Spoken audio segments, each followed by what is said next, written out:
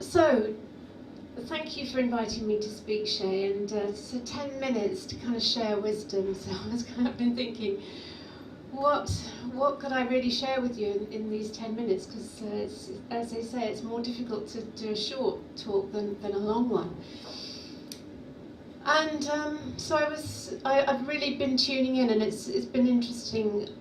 I actually think this is probably the most pivotal week, actually, for us in human evolution. That sounds a bit exaggerated, but I'll come on to why I think that is later. But it's really been interesting to see what's unfolded over the past week, and it's become kind of clear to me what I should talk about. So I just wanted to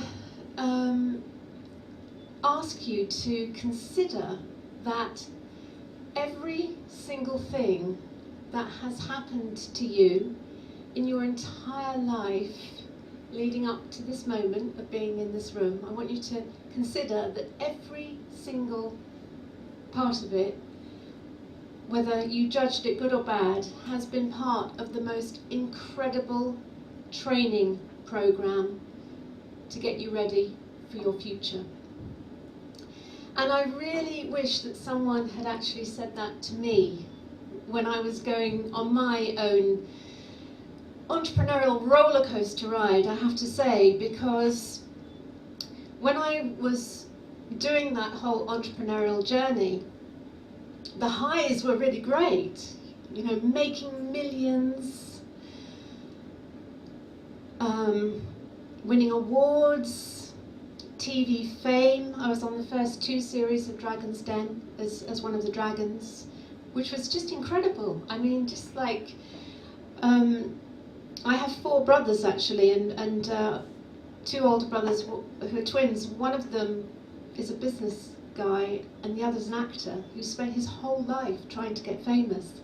And there was me. I just suddenly, my first thing, got on television. So those highs were really, really great, and amazing, amazing experiences. And even just walking through here, I live up north now. I'm a bit of a recluse, so I don't come down to London very often. So it's quite interesting walking through Mayfair and remembering the days when I could literally go into any of those shops and just like with my Coots Gold card and just like buy anything, you know. So that was incredible. But of course the lows. I hated the lows.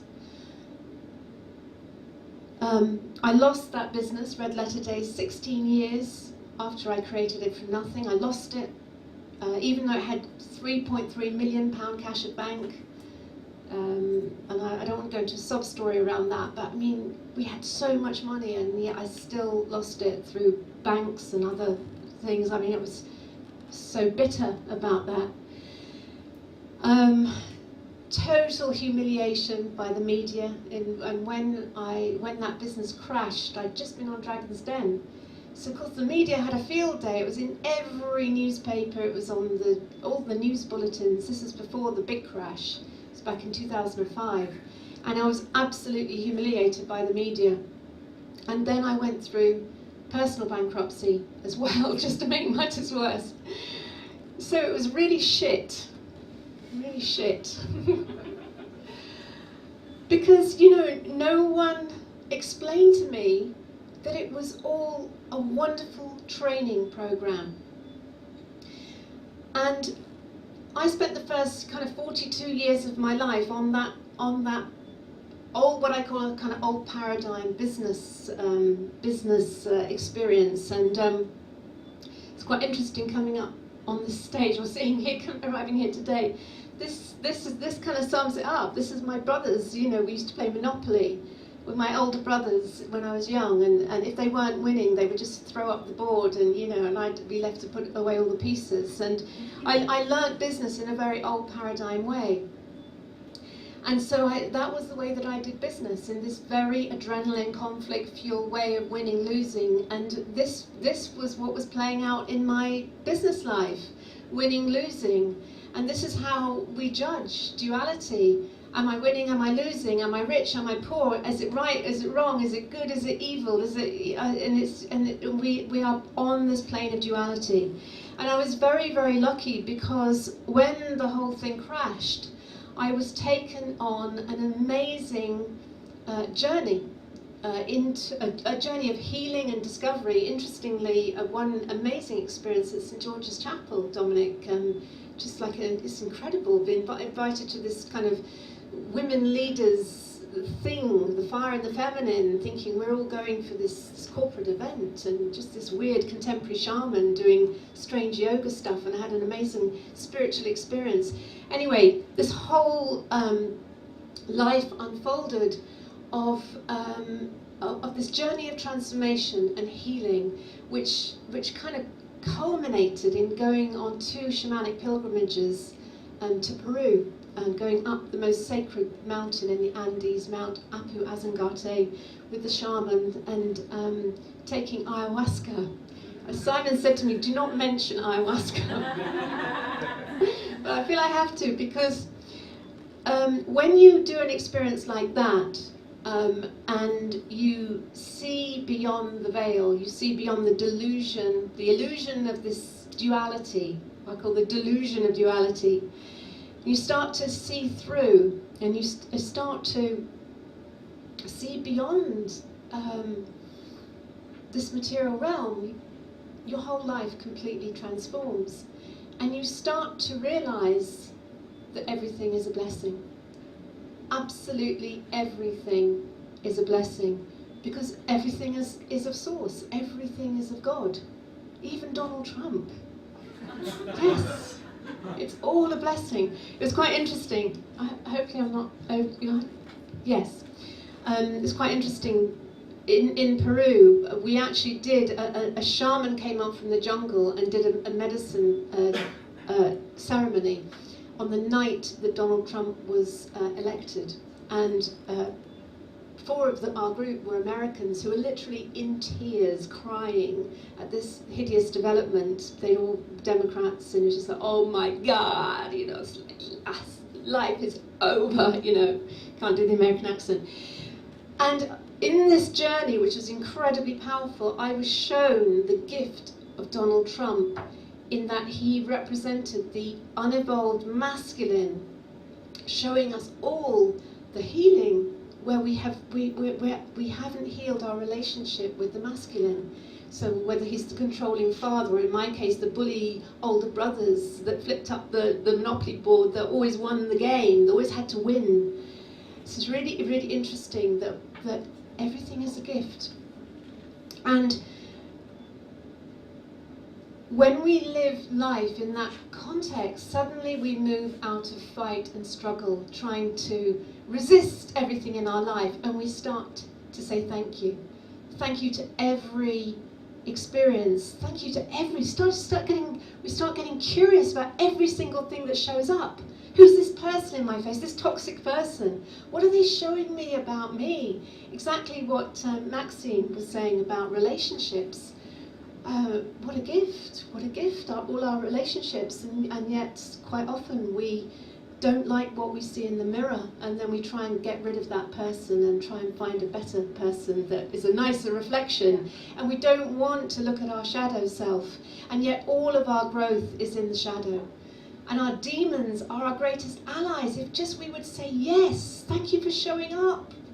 Thank you for showing up fear. Thank you for showing up adrenaline response, which I can feel in my veins right now. Thank you for showing me. So the thing that I really want to say is that